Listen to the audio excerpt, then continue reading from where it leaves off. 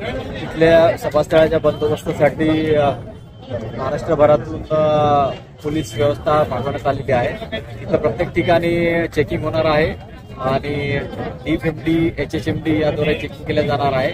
साध्या वेशातही पोलिसांचा बंदोबस्त आहे नजर ठेवण्यासाठी।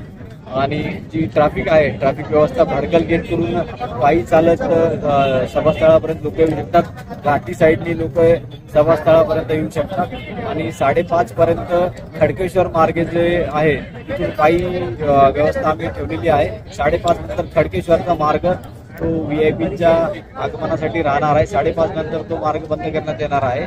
तर घाटी आणि भडकल गेट या साईडनी लोक येऊ शकतात। सर, किती बाहेरून SRPF असो CRPF असो पथक दाखल झालेले आहेत आणि वरिष्ठ अधिकारी बाहेरून किती म्हणजे आलेले आहेत काय माहिती?